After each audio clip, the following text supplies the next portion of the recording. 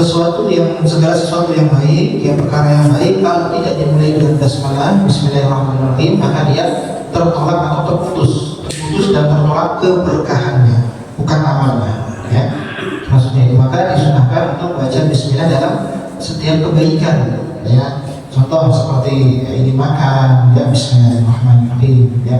Dan kemudian atau ketika berbeli maka diwajibkan, ya, wa bismillah alaihi, kita harus mengucapkan bismillahirrahmanirrahim ketika penyembelihan dan lain sebagainya. Jadi banyak hal-hal yang kita mulai dengan basmalah, kita dianjurkan dalam basmalah. Sebelum itu kan kemarin sunnahnya adalah membaca basmalah. Dan kemudian itu pendapat yang pertama dan kedua, ya.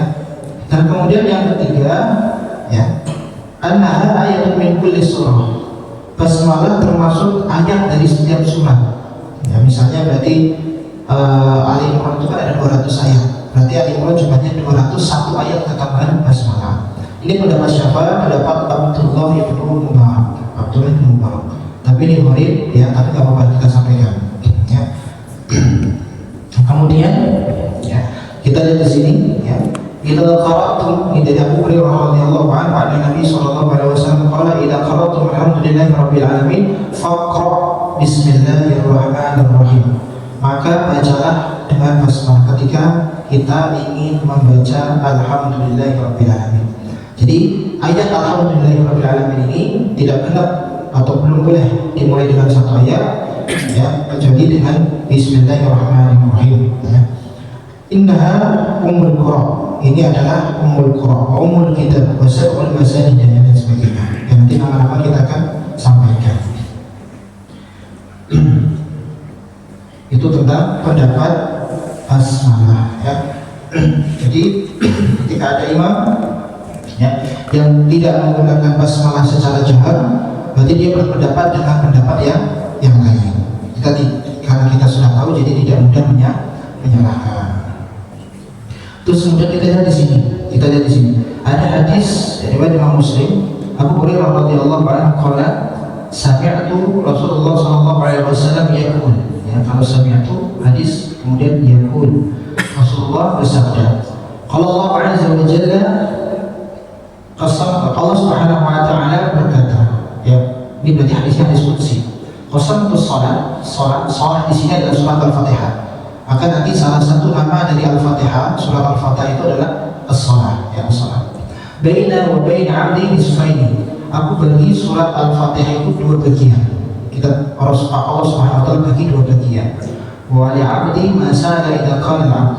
Dan bagi hambaku, ya, itu akan mendapatkan apa yang dia minta. Kita lihat pembagiannya seperti apa. Ketika kita mulai sholat dan kemudian kita membaca alhamdulillahi rabbil alamin. Jadi hadis ini tidak dimulai dari basmalah, tapi dimulai dari alhamdulillah, ya. Maka dari situ sudah pasti basmalah ini ikhtilaf. Ya. Sedangkan tadi kita akan membahas, sedangkan Al-Quran itu adalah riwayatnya mutawatir. Al-Quran tidak pernah diperselisihkan. Adapun basmalah itu di situ ada khilaf, ya. Jadi ada yang masuk basmalah ini sebagian dari Quran, atau basmalah ini bagian dari luar Al-Quran.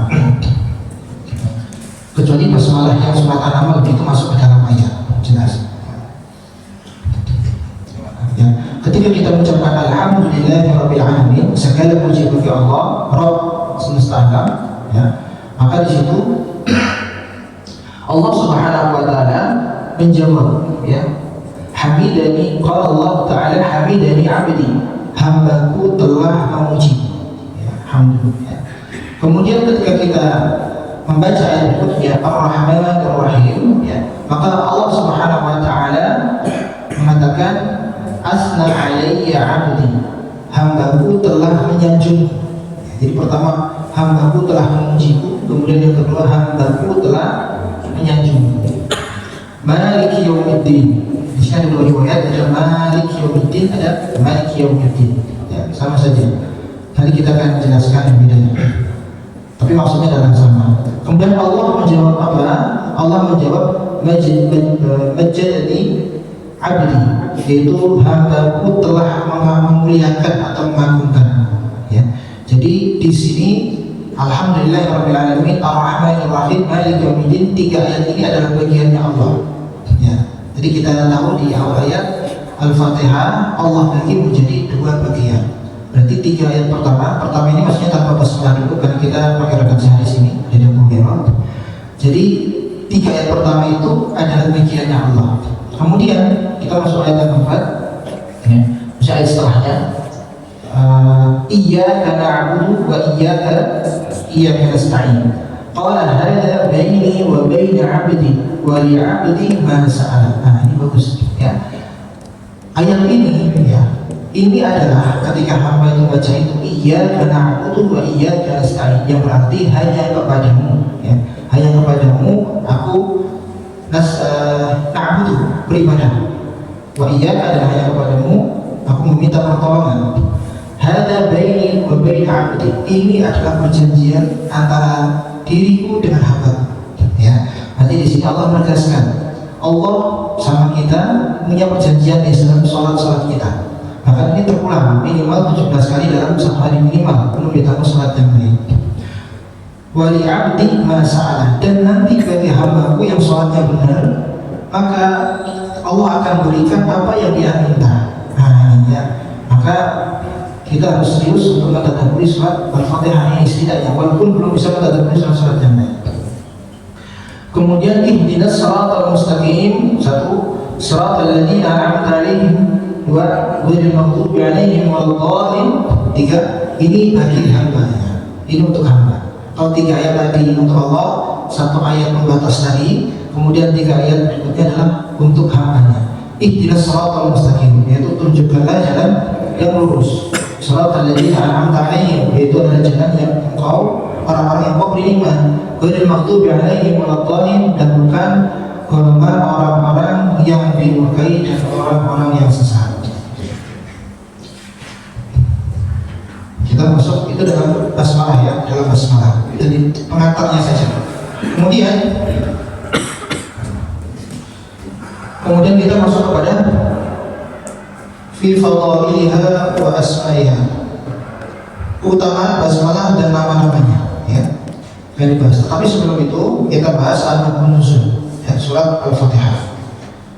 Jadi di dalam Al-Qur'an ya, ada yang menyebutkan setiap ayat, setiap surat, setiap ayat dan setiap surat memiliki asbabun nuzulnya ya.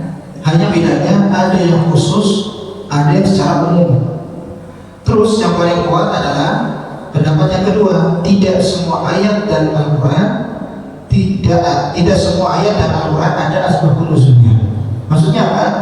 Sebetulnya hampir sama ya. Ada Allah sebutkan khusus, oh ini asbabun nuzulnya soal ini karena ini dan lain sebagainya.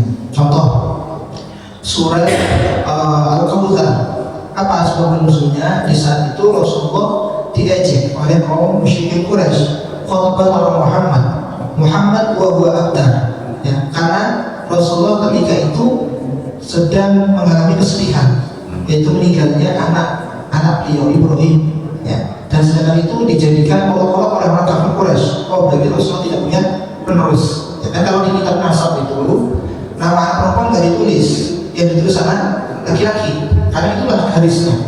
Maka memang ketika ini dalam itu ya, dalam nasab itu kalau laki-laki bisa menurunkan keturunan nasab, tapi kalau perempuan tidak, maka terputus. Maka dari itu kita lihat Rasulullah SAW memiliki anak laki-laki ya, itu semuanya meninggal di saat usia yang masih kecil. Dan perempuan yang wanita ini juga meninggal di saat Rasulullah masih hidup kecuali Fatimah. Itu pun 6 bulan setelah Rasulullah meninggal, beliau pun meninggal juga. Ya. Maka dari situ ketika Rasulullah sedang diuji mendapat musibah meninggalnya Ibrahim, maka inilah senang, kabar inilah membuat orang musyrikin Quraisy senang. Biasanya Rasulullah tidak punya penerus lagi, karena biasanya bapak atau laki-laki ini meneruskan karena laki-laki. Karena kalau anak perempuan kan diambil orang, gitu kan. Jadi kalau dulu beranggapan kalau punya anak perempuan seperti tidak punya anak, ya karena kerugiannya banyak. Pertama, dia tidak bisa melanjutkan nasabnya, ya. Berarti dia menyerahkan anak ini kepada bayi yang lain, ya. Jadi Jadi itu yang pertama. Kedua, dia tidak bekerja dan lain sebagainya dulu, ya. Maka ini dihapuskan dalam Islam, ya. Maka dari itu Rasulullah pun yang memiliki cucu, dan cucu ini rasanya kemana? Ke Fatimah, ke Ali, ke Fatimah. Berarti kan, jadi maka dari itu ini pelajaran buat kita, bahwasanya baik anak perempuan, baik anak laki-laki, semua baik untuk Islam. Didiklah mereka, ya. Nah, kemudian Rasulullah diajak. Kemudian ketika Rasulullah sedang futur, sedang galau ini galunya beda dengan kita, ya. Sedang mencari petunjuk gitu, ya. Nah, jadi ketika itu Rasulullah sedikit mengantuk dan turunlah surat Al-Kautsar, menghibur. Lalu dapat apa? Dapat telaga Kautsar. Nah, dapat telaga Kautsar. Nah, ya. Al-Kautsar itu dua maknanya, telaga Kautsar yang disiapkan di surga. Yang kedua, nikmat yang banyak. Karena yang paling mendapat banyak kenikmatan di antara hamba-hamba Allah adalah Rasulullah SAW. Jadi Al-Kautsar berkali. Ya. Maka dari situ yang ayat terakhir, ya, inna syani'aka, bukan anda wahai Muhammad yang terputus, tapi mereka yang terputus. Buktinya apa? Kalau kita punya anak ini harus lebih hormat dan lebih patuh kepada Allah dan Rasulnya dibanding kepada kita. Anak ini harus memuliakan Rasulullah daripada kita. Dalilnya apa? An-nabiyyu awla bil mu'minin min anfusihim wa azwajuhum ummahatuhum. Karena Nabi ini lebih diutamakan dari kaum mukminin, dari kaum yang beriman, dan istri-istri Rasulullah itu ummahat. Makanya dilarang menikahi istri Rasulullah SAW. Walaupun ketika itu ada yang naksir, ada yang mau melamar, ya. Tetapi ketika ayat ini tidak jadi. Karena apa? Istri-istri Rasulullah itu adalah ibu-ibu kaum muslimin, ibu-ibu kaum mukminin, ummahatul mukminin. Itu singkatnya. Dan kemudian ada ayat yang lain yang tidak secara spesifik, tidak secara khusus diturunkan Asmaul Husna. Nah, kemudian Al-Fatihah masuk yang mana? Al-Fatihah masuk yang tidak secara khusus, ya. Akan tetapi di situ adalah perintah-perintah Allah jelas, ya. Dan ini adalah perintah surat yang harus dibaca ke dalam sholat. Turunnya kapan? Di sini juga ada perbedaan pendapat antara ini masuk Makkiyah atau Madaniyah. Makkiyah atau Madaniyah. Karena memang turunnya antara di akhir-akhir di fase Makkah atau di awal-awal fase Madinah, ya. Tetapi lebih kuat, ya, itu adalah Makkiyah. Ini adalah ayat Makkiyah. Antara 2 sampai 1 tahun sebelum hijrah Rasulullah SAW ke Madinah. Nah, ini, ya. Yang menyebutkan ini adalah surah Makkiyah itu adalah Ibnu Abbas dan Qatadah, ya, Ibnu Abbas dan Qatadah. Dan yang menyebutkan ini termasuk surah Madaniyah adalah Abu Hurairah dan Imam Mujahid. Begitu pun dengan Atha, ya. Nah, kenapa kok Abu Hurairah, Imam Mujahid dan Atha ini kok bisa menyimpulkan ini ayat Madaniyah bukan Makkiyah? Karena sifat-sifatnya, ya, karena sifat-sifatnya. Oh, ini bersifatkan dengan sifat Makkiyah, ini bersifatkan dengan sifat Madaniyah. Nah, ini jangan terlalu panjang, karena itu nanti bagian ulumul Quran, ya, ulumul Quran. Intinya itu. Tapi tetap yang disepakati, yang jumhur, yang banyak, ini adalah surat Makkiyah. Surat Makkiyah. Nah, kemudian kita lihat bagaimana fadilah surat Al-Fatihah. Hadis yang diriwayatkan oleh Tirmidzi, Ruwiya Tirmidzi an Ubay bin Ka'ab, qala Rasulullah sallallahu alaihi wasallam, ma anzalallahu fi Taurat wa fi Injil mithla al-Qur'an wa hiya sab'ul mathani wa hiya maqsuratun baini wa baina 'abdi wa 'abdi ma sa'ala. Jadi tidaklah Allah Subhanahu wa taala, dari Ubay bin Ka'ab, Rasulullah sallallahu alaihi wasallam bersabda, tidaklah Allah Subhanahu wa taala turunkan ayat, ya, itu di dalam Taurat maupun di dalam Injil yang seperti Al-Fatihah, Ummul Quran ini, ya. Karena dia adalah sab'ul masani, dia induknya Al-Quran. Isi Al-Quran itu intinya ada di Al-Fatihah. Dan dia sab'ul masani artinya adalah 7 ayat yang selalu diulang-ulang, jadi mewakili semuanya dalam Al-Quran, ya. Dan Allah bersumpah dan membagi Al-Fatihah ini menjadi 2 bagian, dan perjanjian antara Allah Subhanahu wa taala dengan hambanya. Nah, ini spesialnya surat Al-Fatihah. Adapun nanti nama-namanya, di sini ada 12 nama surat Al-Fatihah. Ya, ada 12 nama. Kalau tafsir Al-Qurtubi ini, kalau ini Imam Ali Al-Fasawuni, kalau ini adalah Al-Qurtubi. Ya, dia tahu tafsirnya siapa, Al-Qurtubi. Ini lebih panjang daripada Ibnu Katsir. Ya, karena Al-Qurtubi itu tafsirnya judulnya Al-Jami'ul Ahkamul Qur'ani. Ya, jadi tentang hukum Al-Quran. Dan di sini sangat detail ya, menjelaskan tentang mu'sirah. Ya, kalau di tafsir yang lain mu'sirah itu awal.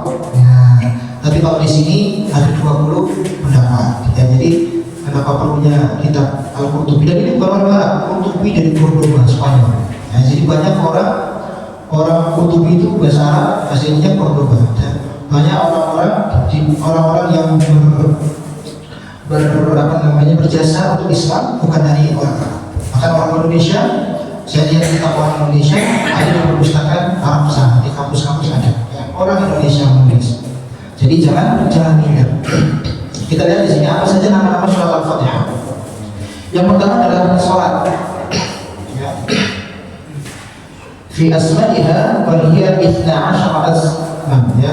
Jadi ada 12 nama. Yang pertama adalah salat. Ya, seperti hadis yang kita sebutkan tadi, ya, salat. Ya. Qasamtu shalah baini wa bain 'abdi nisfaini. Ya. Aku bagi sholat, bukan bagi sholat ini, tapi sholat Al-Fatihah. Aku bagi Al-Fatihah antara diriku dan diri hamba-hamba. Dan kemudian yang kedua adalah surah Al-Hamd. Surah Al-Hamd. Biasa kalau kita jamati di beberapa hadis Rasulullah memakai nama yang depan, surah tambahan. Nah, nanti surah Al-Mulk. Nah, jadi kata yang depan.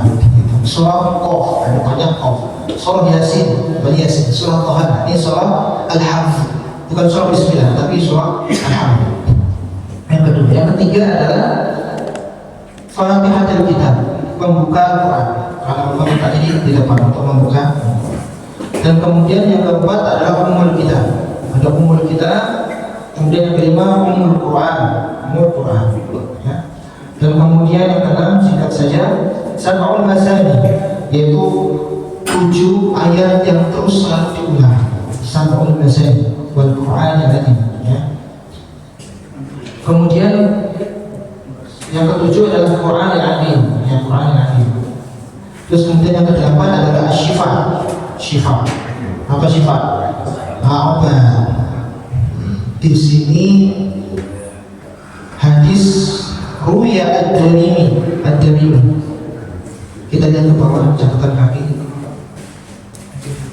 Di sini riwayatnya lemah. Tetapi untuk ini tidak masalah. Motivasi lemah. Saya sampaikan lemah ya. Ruya ad-Darimi an Abi Sa'id al-Khudri qala qala Rasulullah sallallahu alaihi wasallam Fatihatul Kitab shifa' min kulli su'in. Ya. Bahwasanya dari Sa'id bin Khudri Rasulullah SAW bersabda, Fatihatul Kitab ini, Al-Fatihah ini adalah syifa min kulli su'in. Itu adalah penyakit dari segala penyakit, obat dari segala racun. Ya. Maka di sini bisa kita makan sebagai anjuran saja, anjuran ketika sakit banyak baca Al-Fatihah. Ya, nggak masalah. Tapi bukan satu-satunya surat, bisa baca surat yang lain. Nah, ini maksudnya dhaif itu begitu. Jadi dhaif itu boleh dipakai untuk fadilah amal, untuk amal, utama beramal. Kemudian yang ke tasya ini 9, ruqyah, untuk ruqyah ya, untuk ruqyah. Dan ini di saat Rasulullah SAW pernah terkena guna-guna. Nah, kemudian Rasulullah pun ya pernah terkena guna. Maksudnya bukan karena cacatnya Rasulullah, bukan karena jeleknya Rasulullah, tidak. Ini menjadi contoh. Seperti Rasulullah ketika salah dalam suatu kesalahan, ini bukan karena Rasulullah yang buruk, yang jelek, bukan, karena buat contoh. Ya, contohnya ketika Rasulullah mengacuhkan daripada Abdullah bin Umar itu lahirlah satu surat. Ya, kalau tidak begitu tidak lahir satu surat. Abasa itu satu halaman itu lahir daripada apa? Rasulullah mengacuhkan Abdullah bin Umar. Ketika itu beliau datang ingin menanyakan perihal Islam, Rasulullah tidak menggubris, malah mendahulukan orang-orang Quraisy karena dia posisinya lebih tinggi, pemuka Quraisy, mendahulukan itu dibanding kemudian Allah tegur. Ya, abasa wa tawalla. Ayo buka masalah untuk Rasulullah. Tapi bukan berarti Rasul ini jelas maksud, bukan salah, bukan. tapi jelas Rasulullah maksum, jelas di surga, dan jelas contoh buat kita semua, ya, buat pelajaran. Ya. Kemudian tadi ruqyah, ya, kemudian asas, yaitu sebagai pokok, ya, sebagai pokok. Kemudian yang ke-11 yang ke-11 adalah wafiyah, ya, sebagai syafaat, ya, sebagai syafaat menolong kita. Di semua Al-Quran bisa menjadi syafaat kita. Tapi ini nama-nama dari Al-Quran. Kemudian yang terakhir tadi asyar, yaitu kafiyah, yaitu cukup, ya, cukup, yang membuat cukup, ya, membuat cukup. Nah, kita sudah bahas depan-depannya surat Al-Fatihah. Masih ada waktu, ya, kita akan bahas dalamnya secara singkat. Nanti baru kita kasih sesi pertanyaan. Kita belum bahas dalamnya, ini baru bahas luarnya dan depannya saja, ya. Kita belum bahas dalamnya. Ya, kita bahas singkat saja. Kita bahas singkat saja. Tapi sebelum itu, ya, saya sampaikan di sini bahwasanya di sini tercantum juga, bahkan perlunya dibahas tentang fitami, membahas tentang amin ketika mendengar surat Al-Fatihah. Nah, di sini ada hadis dalam Abu Hurairah Rasulullah SAW, "Idza amana al-iman fa'amanu fa'innahu man waqafa ta'amanahu al-malaikatu ghufira lahu ma taqaddama min dhanbihi." Jadi ketika ada imam kemudian dia amin, ya, sudah selesai qaulin amin, dan kemudian makmum juga amin, maka malaikat, ya, mendoakan orang ini yang mengucapkan amin diampuni dosa-dosanya yang lampau. Satu hadis diriwayatkan Imam Muslim dalam kitab Shalah, hadisnya sahih. Yaitu, jadi keutamaan hadis ini juga ada beberapa cara, ya. Ketika sholat berjamaah, ada yang cukup imamnya saja amin, makmumnya tanpa amin. Kemudian pendapat yang kedua, ini singkat, ya, semuanya amin, baik imam maupun makmum dengan keutamaan tadi dapatkan tadi, ya. Kemudian juga dengan sir, maka ada madhab Imam Abu Hanifah itu aminnya tidak keras, itu saja. Jadi kalau kita contohnya ya di Pakistan kemarin itu juga pakai madhab Abu Hanifah. Jadi ketika walaqolin amin, itu aja. Kalau orang Indonesia yang berbesar itu keras sendiri, paling keras sendiri. Atau amin, itu dia sendiri, itu orang Indonesia.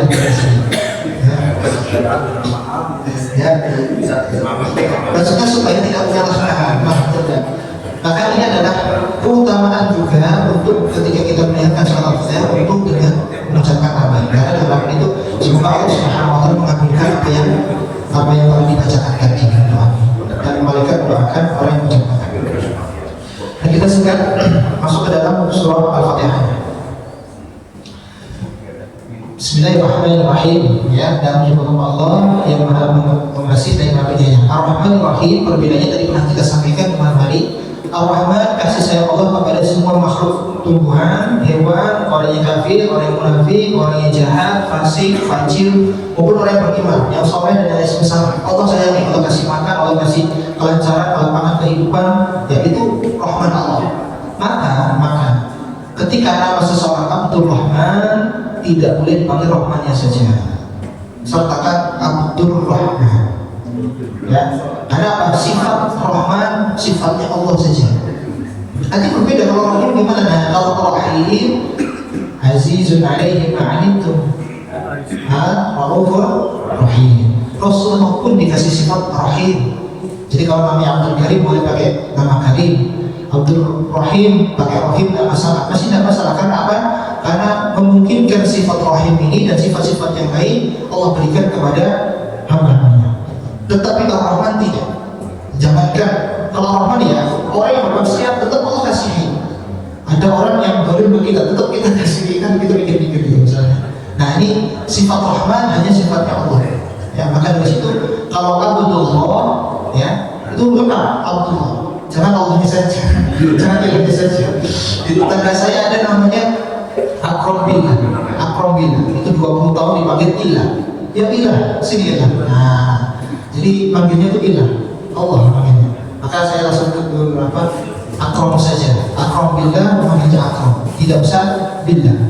Tapi kan karena dulu seringnya Ilah jadi agak sulit. Tapi mulai sekarang harus Akram. Karena kalau Ilah nanti kalau anak-anak Ilah nakal sekali gitu ya. ilah gimana? Nah ini harus begitu pun Ar-Rahman, Abdurrahman dan Rahmannya tetapi lengkap Abdurrahman.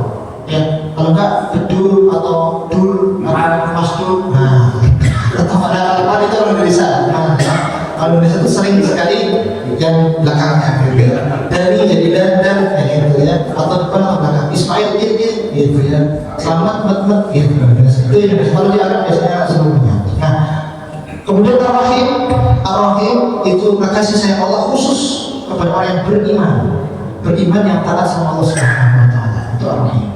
Ar-Rahman Ar-Rahim. Maka gitu. Terus kemudian alhamdulillahirabbil alamin. Kita langsung masuk saja. Alhamdulillah itu adalah pujian kepada Allah Subhanahu wa taala. Segala pujian semuanya kepada Allah Subhanahu wa taala. Alhamdulillah. Rabb itu artinya tiga. Rabb itu artinya tiga. Yang pertama dia menciptakan. Ya, menciptakan. Yang kedua dia memiliki. Habis menciptakan dia punya kuasa dengan apa yang diciptakan itu. Ya. Kemudian yang ketiga dia memelihara. Nah, jadi satu dia menciptakan, membuat, ya, terus kemudian dia punya hak atas ini dan dia memelihara ini. Itu Rabb maknanya. Ya. Dan tidak ada satupun yang punya sifat Rabb ini, karena Allah saja. Ya. Kita menciptakan sesuatu, dan kita tidak perlu memiliki apa yang kita ciptakan, kita buat itu.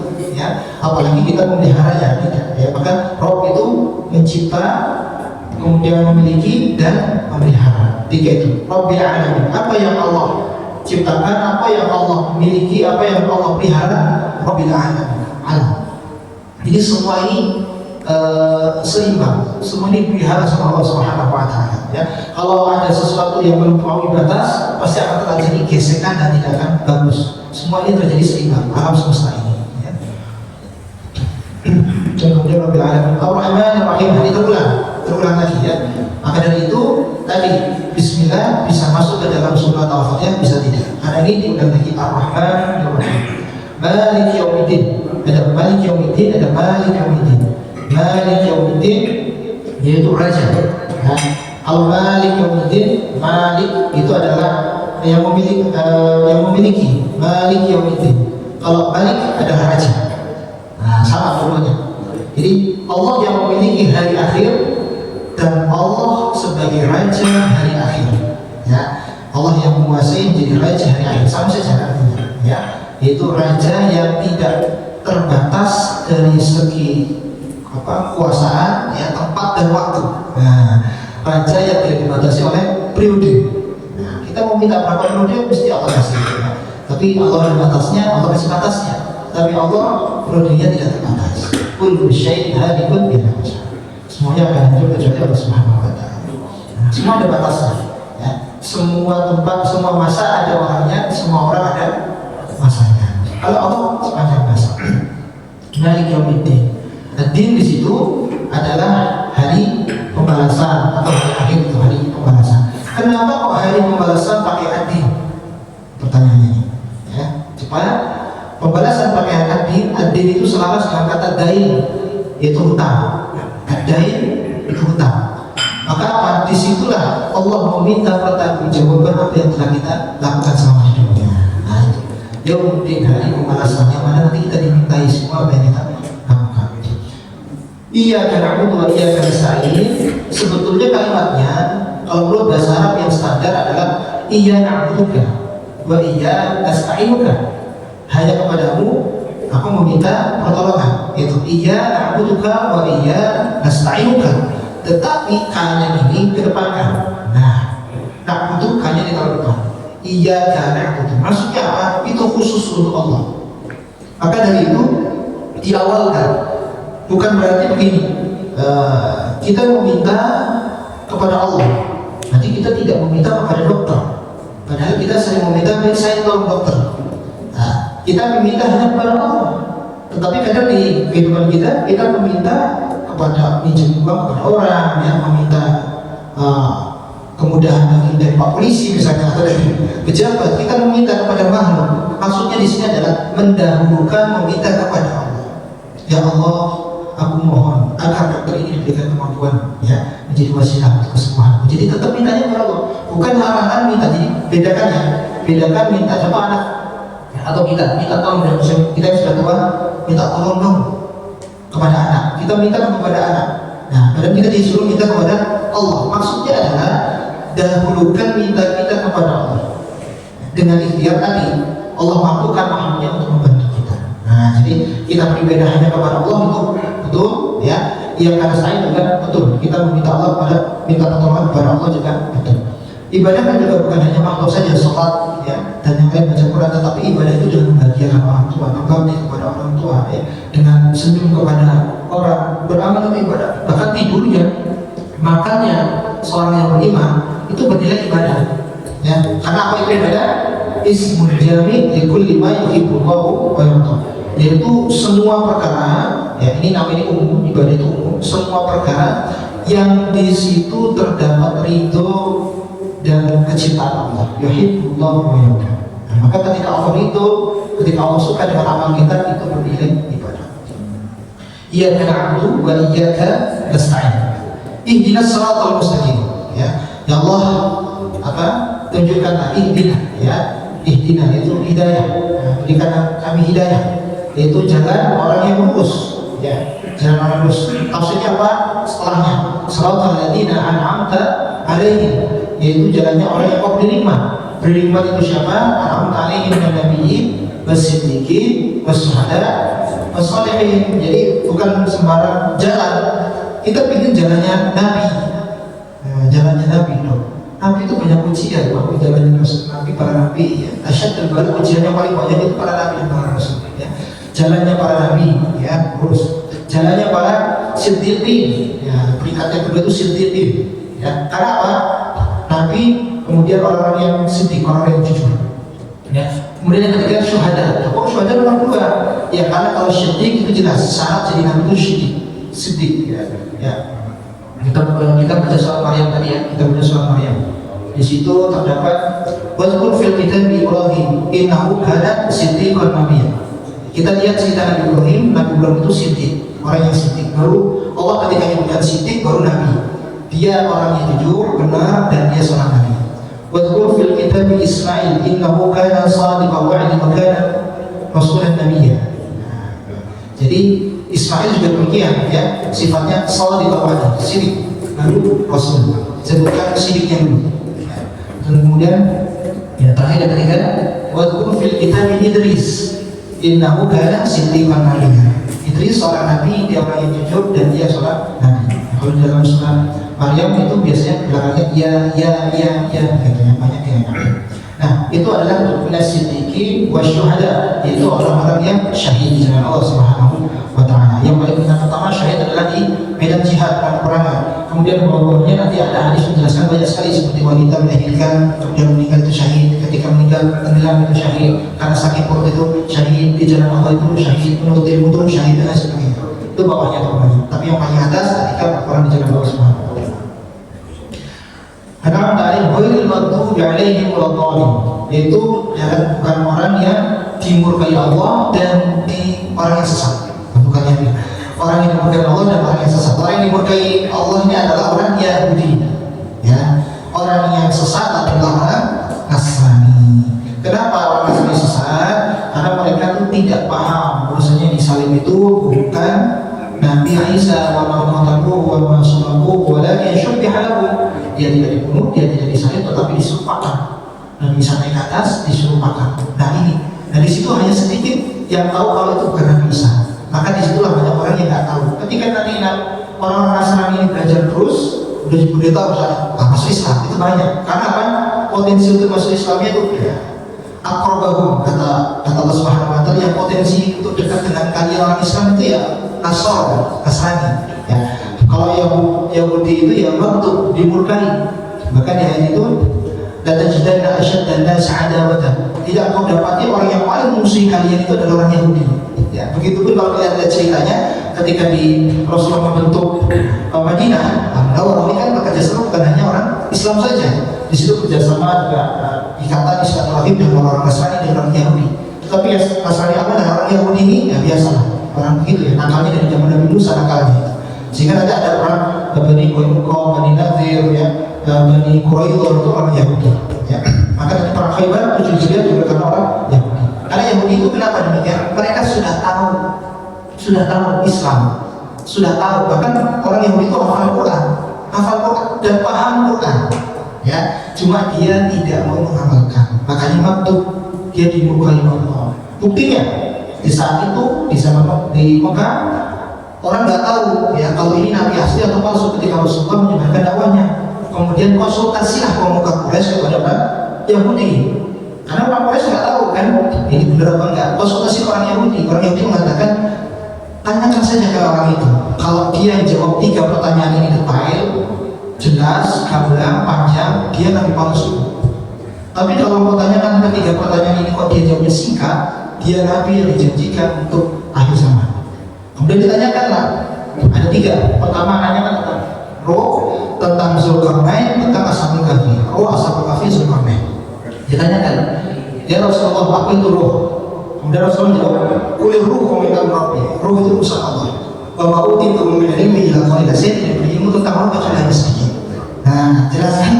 Kemudian ketika tanya Ashabul Kahfi, nama-namanya siapa saja? Rasul yang menjawab, wa yaquluna salasatun rabi'uhum kalbuhum wa yaquluna sab'atun wa sab'un kalbuhum wa yaquluna khamsatun. Jadi Rasulullah di situ menyebutkan itu berjumlah 3, 4 dengan anjingnya, menyebutkan 5, 6 dengan anjingnya, menyebutkan 7, 8 dengan anjingnya. Jadi enggak pas. Begitu pun dengan Zulkarnain. Rasulullah cerita tentang ada orang yang berkeliling dan sebagainya, nanti bertemu dengan Ya'juj Ma'juj dan tidak jelas siapa itu Zulkarnain, siapa itu Ashabul Kahfi, dan apa itu roh. Maka sebetulnya Yahudi tahu, hanya saja orang Yahudi ini tidak terima ya Nabi yang terakhir itu dari selain Bani Israel. Padahal dulu Nabi Isa juga dari Bani Israel, tapi nama Yahudi itu saja mencari alasan saja. Dan ketika ditanyakan kepada Nabi Isa, nanti ada nggak Nabi setelah itu ada? Satukan dalam Al-Quran, mimbar ismu Ahmad. Bahkan namanya dari disebut dari Nabi Isa, namanya Ahmad. Itu sudah lebih dari 300 tahun sebelumnya. Ini namanya Ahmad. Nah, dari mana? Nah, dari Ismail. Nah, itu langsung dari situ tidak terima. Padahal waktu zaman Nabi Isa juga nggak menikmati juga. Itu alasan saja orang-orang Yahudi. Itu saya dapat kita sampaikan. Silakan kalau mau ada yang